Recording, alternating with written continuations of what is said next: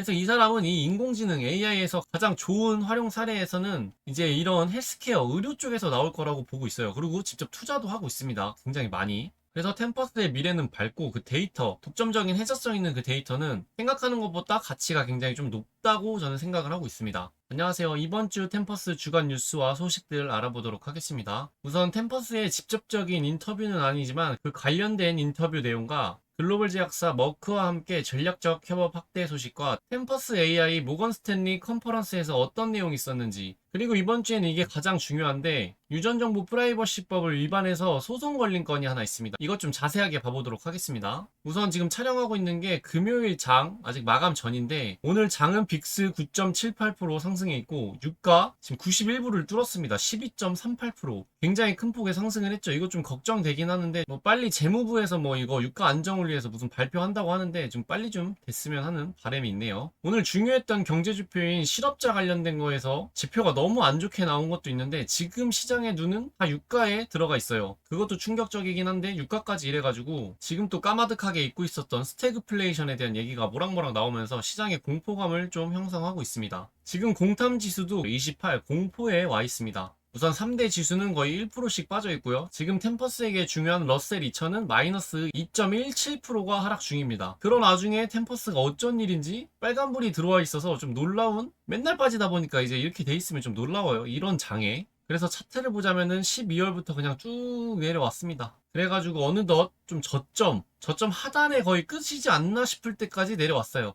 그래서 여기서는 좀 탄탄하게 지켜주고 있는 모습 보여주고 있어서 이게 다행이라면 다행이라고 생각합니다. 요즘 장에 비해서 그나마 버틴다? 어떻게 버티는 거지? 싶지만 이제 찐 바닥 아니냐 이런 느낌을 좀 받고 있습니다. 그래서 이런 이란 이슈 끝나고 중간 선거 좀 펌핑 나올 때 좀 화끈하게 반등을 해서 그래도 7, 80불대에 놀았으면은 하는 마음이 있네요. 옛날에는 7, 80이어도 이게 뭐냐 했었는데 이제 7, 80만 돼도 좀 감사할 것 같은 뭐 그런 상태에 지금 와 있습니다. 이 레리 앨리슨의 인터뷰 내용을 좀 보자면은 독점 데이터셋으로 학습할 수 있는 기업은 경쟁 업체가 따라할 수 없는 이점을 얻게 됩니다.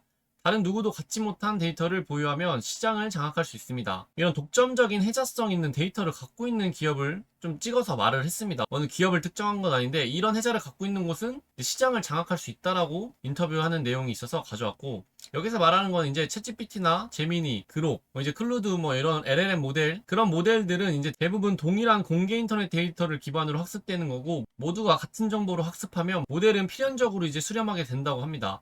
이것이 바로 AI가 상품화되는 이유입니다. 진정한 경쟁 우위는 모델 자체가 아니라 그 뒤에 숨겨진 독점 데이터에 있습니다. 항상 제가 말씀드렸던 것도 이런 내용과 같습니다. 이런 해자성 있는 독점 데이터가 있는 기업들은 살아남을 수 있어요. 사스 포칼립스 뭐 그거랑 상관없습니다. 이런 오픈 데이터 기반으로 한 학습은 이제 거의 다 끝났습니다. 이거는 제가 하는 말이 아니고 일론 머스크가 이미 이걸로 할 거는 다 했다. 이제 이런 데이터가 필요한데 이 데이터 값이 가장 비쌉니다. 이걸 한 번만 사서 입히면 끝나는 게 아니라 계속 사와서 계속 최신으로 학습을 시켜야 돼요. 그럼 그 돈이 어마어마하기 때문에 이런 걸 가진 기업들은 애초에 AI 모델을 만들 때 가져와서 이 데이터를 함께 합치면 되니까 가장 비싼 거를 갖고 있는 거죠. 그래서 템퍼스 같은 경우에는 독점적인 그 의료 데이터셋으로 자체 AI 모델, AI 뭐 두뇌를 만들 필요도 없어요. API로 가져와서 계약할 때 이제 학습된 거를 어떻게 못하게 이 안에서만 놀 수 있게 그런 식으로 해서 하면은 계속 독점적인 데이터를 가지고 LLM 이 모델로 학습시켜서 템퍼스 AI만의 독점적인 AI 모델을 만들 수 있습니다. 그래서 결국에는 이 요리 잘하는 셰프,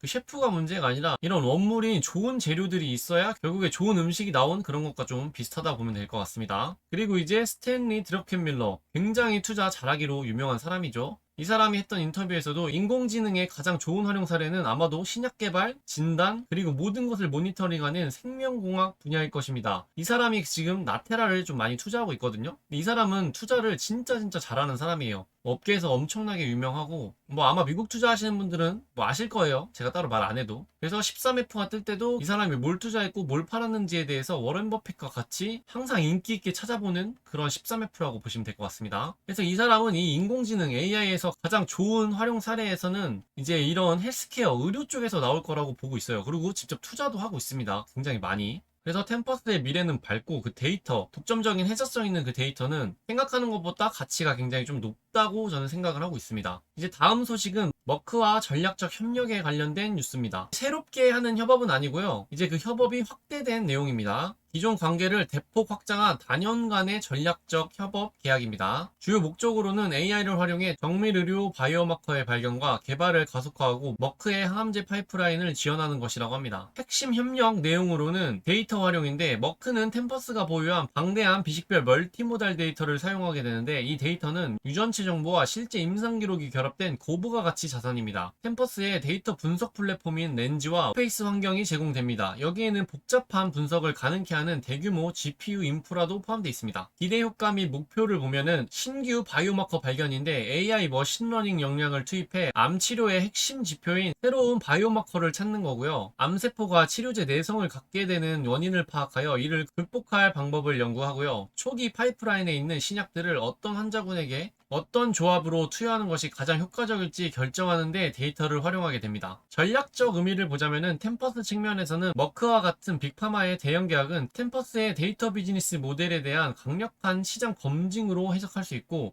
특히 이번 협업은 항암 분야를 넘어 다른 치료 영역으로 확장될 잠재력도 열어두었습니다. 머크 측면에서는 최신 AI 기술을 신약 개발 프로세스 전반에 통합하여 효율성을 높이고 정밀 항암 전략을 한 단계 진화시키려는 의도입니다. 이번 발표는 템퍼스가 단순히 진단 서비스를 제공하는 회사를 넘어 제약사의 신약 개발 필수 파트너이자 데이터 플랫폼으로서 입지를 굳히고 있음을 보여주는 중요한 사례입니다. 이제 신약 개발 필수 파트너에서 이 데이터가 가지는 힘이 계속 올라가고 있어요. 이 법률적으로도 계속 이런 식으로 바뀌어가고 있기 때문에 주가와는 별개로 기업은 한 해 한 해 조금 더 몸값이 높아질 수밖에 없는 기업이다라고 생각을 하고 있습니다. 이제 다음 소식은 모건 스탠리, 이 기술 미디어 및 통신 컨퍼런스 참가, 이게 되게 중요했었는데 이거는 예정 뉴스지만 참가해서 어떤 이야기들이 오갔는지 좀 가져와 봤습니다. 우선 기업의 본질에 대해서 얘기를 했습니다. 진단이 아닌 기술 및 AI 기업으로 평했고, 에릭 CEO는 템퍼스를 테슬라나 아마존에 좀 비유를 했습니다. 이 하이브리드 모델을 얘기했는데, 테슬라가 자동차를 팔아 데이터를 모으고 자율주행 소프트웨어로 수익을 내듯 템퍼스도 유전체 시퀀싱을 통해 데이터를 모으고 이를 AI 통찰력으로 가공해 제약사에 판다는 것을 테슬라에 빗대어서 말을 했습니다. 진단 투자자는 데이터 사업을 모르고 AI 투자자는 진단 사업을 꺼려하기 때문에 시장에 오해가 있다라고 보고 있습니다. 현재 가치가 저평가되어 있음을 좀 강조했어요. 그리고 이제 난공불락의 해자, 이 행정적 노가다가 만든 이 벽, 이거를 뚫을 수 없다고 했는데, 기술은 따라할 수 있어도 템퍼스가 구축한 시스템 통합은 복제가 불가능에 가깝다라고 말을 했습니다. 미국 내 8,000개 병원 중 5,500개와 이미 데이터 파이프라인이 연결되어 있고, 단순히 기술력이 좋다고 되는 게 아니라 각 병원의 법무팀과 IT팀을 수년에 걸쳐 설득해낸 결과물이자, 경쟁사가 지금 시작해도 이 행정벽을 뚫는 데만 최소 5년에서 10년은 걸린다라고 자신감을 드러냈습니다. 현재 템퍼스는 약 500페타바이트의 데이터를 보유하고 있으며, 이는 단순 유전체 정보가 아니라 환자의 치료 결과가 포함된 살아있는 임상 데이터입니다. 진짜 템퍼스가 갖고 있는 거는 멀티모달 데이터라 그냥 데이터 하나하나 뭐 이렇게 막 개수로 때려 박은 그런 쪼가리 데이터가 아닌, 그게 하나로 모여서 구성된 데이터들을 가지고 있는 겁니다. 그리고 이제 이 수익 모델에 대한 이야기를 했는데, 데이터 비즈니스의 수익 구조가 매우 매력적으로 변하고 있다라고 했습니다. 이제 말씀드렸던 이 머크와의 빅딜 5년 계약 중 4년이 확정된 계약이라고 하고, 이는 제약사가 중간에 끊을 수 없는 확정 매출입니다. 그리고 구독형 비즈니스인데, 제약사들은 처음엔 작게 시작했다가 나중엔 템퍼스의 데이터 없이는 신약 임상 설계 자체가 불가능하다는 것을 깨닫고 대형 단연 계약으로 전환하는 패턴을 보인다고 합니다. 이제 이거를 증명해주는 근거는 계약 유지율입니다. NRR이라고 원래 쓰던 기업이 템퍼스를 떠나가지 않고 오히려 돈을 더 쓰는 그런 구조가 계속 조금씩 성장을 하고 있습니다. 그래서 한번 들어온 기업에게는 락인 효과가 돼서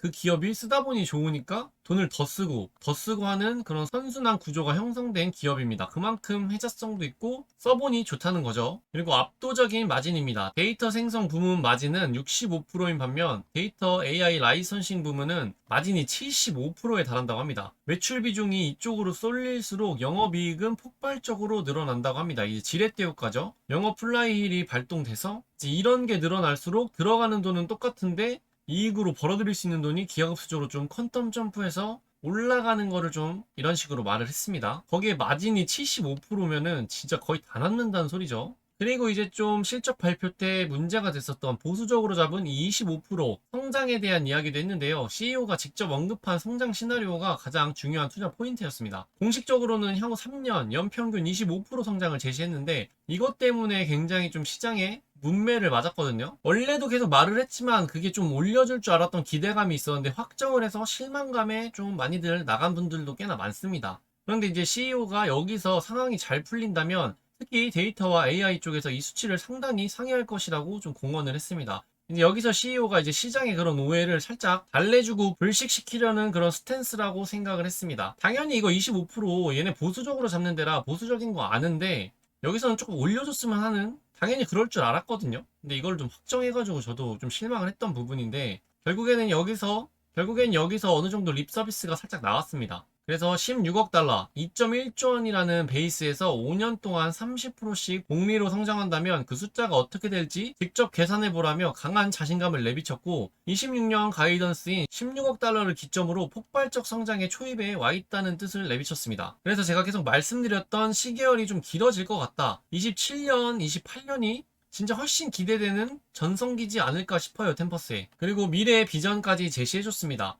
챗 GPT가 다음 단어를 예측하듯 템퍼스의 AI는 방대한 데이터를 바탕으로 이 환자에게 다음에 투여할 가장 확률 높은 약을 예측하는 단계로 가고 있고 심전도 하나로 심장질환을 예측하는 AI 알고리즘 등이 FDA 승인을 받고 보험 수가를 받기 시작했고 이게 보편화된다면 수억 건의 검사당 50에서 100달러씩 받는 무한 확장 모델이 가능해진다라고 미래 비전을 펼쳤습니다. 그래서 여기서 조금 어느 정도 실적 발표에 나왔던 실망감을 살짝은 달래주는 듯한 그런 모습을 엿볼 수 있었던 컨퍼런스였습니다. 이제 그리고 이게 오늘은 가장 중요하거든요. 메인인데 이 템퍼스 AI가 소송에 하나 걸렸는데 이 소송이 꽤나 임팩트 있는 소송입니다. 이제 저 소송의 핵심 내용은 템퍼스 AI가 엠브리 제네틱스를 인수하는 과정에서 일리노이주 유전정보 프라이버시법 GIPA법을 위반했다는 것으로 소송을 당했고요. 주요 혐의로는 사용자 동의 없이 유전 정보를 취득하고 이를 제3자에게 공개하거나 AI 학습에 활용했다는 점이고 이제 저 소송의 리스크의 성격은 단순한 금전적 손해배상을 넘어 기업의 핵심 자산인 이 데이터의 정당성과 이를 이용한 AI 모델의 신뢰성에 직접적인 타격을 줄 수 있는 사안이기 때문에 굉장히 좀 중요합니다, 이 소송. 그래서 이제 이 어닝콜과 SEC 공시에도 소송 관련 언급이 있었습니다. 일단 26년 2월 13일에 소송이 제기되었고 실적 발표는 2월 24일이었습니다.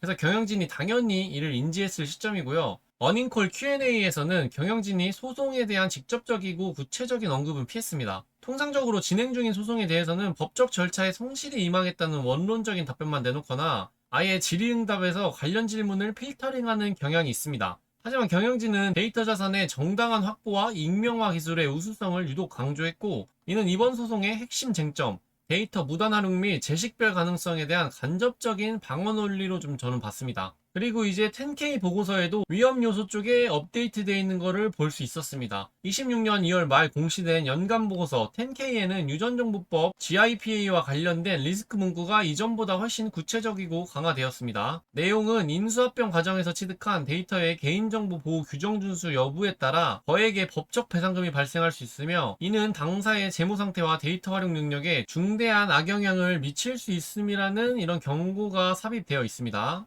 이제 이게 집단 소송에 걸린 건데 여기서 볼 수 있는 치명적 리스크부터 한번 확인해 보겠습니다. 일단 천문학적인 배상금이 있고요. 데이터 삭제 명령이 있고 이제 채무 관련된 이런 불이익이 있습니다. 일단 일리노이주 GIPA는 과실시 인당 2,500불, 고의시 인당 15,000불입니다. 법정 손해배상금을 부과하게 되는데 엄청 되게 비싼 규모죠. 이거 집단 소송이기 때문에 엠브리의 데이터베이스 규모를 고려할 때 집단 소송 승인 시 배상액은 템퍼스의 현재 현금 보유액인 759밀리언을 훌쩍 뛰어넘을 수 있습니다. 그리고 또 하나는 이제 데이터 삭제인데 법원이 데이터 취득 과정이 불법이라고 판단할 경우 해당 데이터를 기반으로 학습시킨 AI 알고리즘 전체를 폐기하거나 해당 데이터를 삭제해야 할 수도 있습니다. 이는 템퍼스 AI 엔진 자체에 구멍이 뚫리는 격이라 만약에 이렇게 된다면은 이제 모델의 근간을 뒤흔드는 좀 리스크입니다. 이게 뒤흔들리면 기업 자체에 엄청나게 치명적인 리스크고 무너질 수도 있는 리스크라고 볼 수 있죠. 그리고 템퍼스는 RS 캐피탈로부터 560밀리언의 대출을 받고 있는데, 이 계약서에서는 중대한 법적 판결이 발생할 경우 이를 디폴트 사유로 간주하는 조항이 있고, 소송 패소는 곧 자금줄 압박으로 이어집니다. 이제 제가 데이터 기업들을 좋아하다 보니까 이런 소송 걸린 기업들을 굉장히 좀 많이 알고 있습니다.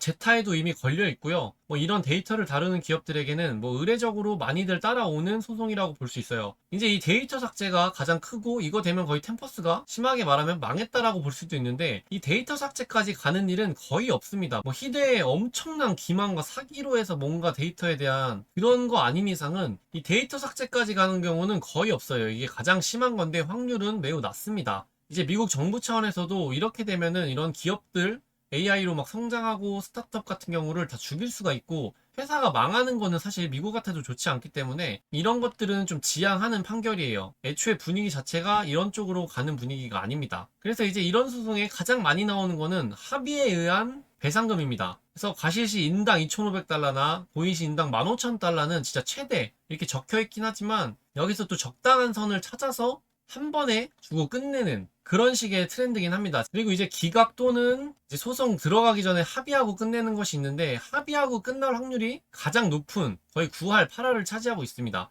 뒤에 가서 이제 시나리오로 또 따로 봐볼게요. 이제 또 긍정적인 측면을 좀 보자면은 인수계약상의 보호가 있습니다. 템퍼스가 엠브리를 인수할 때 과거 데이터의 법적 결함에 대해 이전 소유주가 일정 부분 책임지는 홀드백 조항이 있을 가능성이 큽니다. 실제로 공시상 부채 항목에 관련 준비금이 계상되어 있습니다. 템퍼스는 이 데이터 활용이 환자 생명을 구하는 정밀 의료 발전을 위한 공익적 목적임을 강조하여 재판부의 선처나 합의를 유도할 전략을 아마 취할 수도 있습니다. 이 소송의 시계열을 좀 요약해보자면은 24년 11월 4일에 업계 리더인 엠브리 제네틱스의 인수 계약을 발표합니다. 25년 2월에 인수가 완료됐고, 이 과정에서 엠브리가 보유하고 있던 수백만 명의 유전 정보 데이터베이스가 템퍼스로 통째로 이전됩니다. 쟁점은 이때 개별 사용자들에게 데이터 주인이 바뀌니 동의해달라는 절차를 제대로 거치지 않았다는 것이 이번 소송의 핵심입니다. 조금 억지 부리는 게 없지 않아 있지만 절차상 태클을 걸 수 있는 부분이긴 합니다. 그런 다음에 이제 5월 28일 날 공매도 리포트가 등장했었죠. 템퍼스의 매출 구조와 데이터 확보 방식에 의구심을 제기했습니다. 그래서 저걸 바탕으로 25년 6월 12일에 주주들이 제기한 AI 워싱 관련 집단 소송도 있습니다. 이번 소송과는 별개지만 템퍼스의 데이터 투명성에 대한 법적 공격이 이때부터 좀 본격화되어 있다고 볼 수 있어요. 근데 이제 이 소송은 그냥 주가가 폭락하면은 의례적으로 다들 아시죠? 미국 기업에 있는 집단 소송, 공매도만 터졌다면 다 겁니다.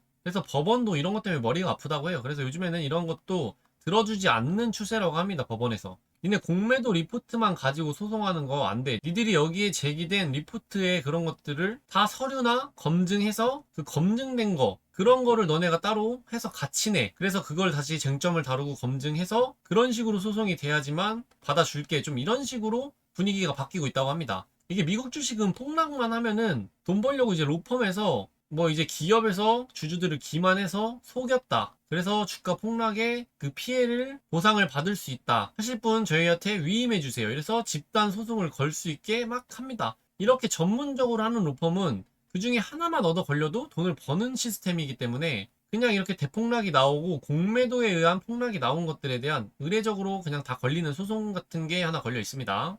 그리고 이제 26년 1월 템퍼스가 4분기 실적 가이던스를 발표, 엠버리 인수로 인한 엄청난 매출 성장을 보여줬죠. 그런 다음 이제 2월 13일에 집단 소송을 당했습니다. 혐의는 템퍼스가 엠브리 인수 시 아까 말씀드렸던 그 서면 동의 없이 데이터를 취득했고, 이를 제약사 등 75개 이상의 제3자에게 넘겨 수익을 창출했다는 내용입니다. 여기서도 보시면 아시겠지만 원래 데이터들이 되게 이렇게 개인정보 때문에 까다로운데, 이 의료 데이터는 훨씬 법도 세고 모으기가 조금 까다로운 데이터라고 볼 수 있습니다. 고급 데이터죠. 그러니까 비싼 데이터예요. 이제 현재 상태로는 26년 3월 4일 기준으로 소송 초기 단계입니다.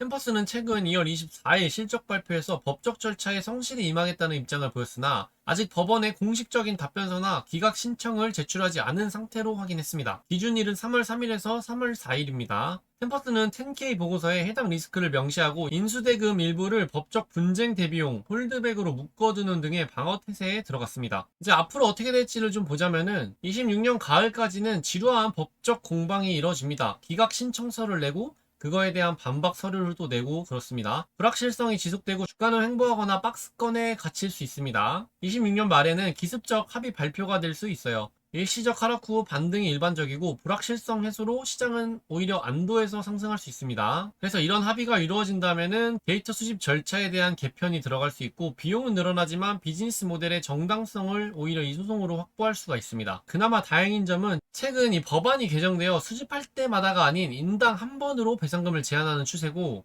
템퍼스도 데이터 이전은 인수 시점에 단 한 번 일어난 일이라며 이번 횟수를 최소화하려고 할 거예요. 이제 기각이 반려되고 소송에 들어갔을 때 펼쳐질 일이지만 어쨌든 이런 식으로 접근할 거예요. 그리고 이제 연방법 우선 주장인데 의료 데이터의 경우 연방법인 보건의료정보보호법이 주법보다 우선한다는 논리를 펼칠 수 있고 만약 이 논리가 받아들여지면 소송 자체가 기각될 가능성이 굉장히 올라갑니다. 그래서 이 소송이 어떻게 될지 좀 시나리오를 짜보자면은 이런 법적인 소송에서는 최신 트렌드가 중요해가지고 25년, 26년 좀 분위기를 살펴보자면은 합의, 이거는 요즘 트렌드라기보다는 그냥 합의 확률이 가장 높습니다. 미국의 집단 소송은 90% 이상이 가는 길이에요. 15,000불이라는 배상금은 대기업들도 감당하기 힘든 굉장히 높은 금액입니다. 인당이니까. 재판까지 가서 도박을 하기보다 인당 몇백에서 1000달러 수준으로 합의하고 소송을 종결지을 가능성이 큽니다. 이런 거는 뭐 대기업, 아마존, 구글 이런 데서도 많이 합니다. 뭐 우리가 인정은 못하겠지만 그래 알아서 그냥 돈 주고 끝낼게.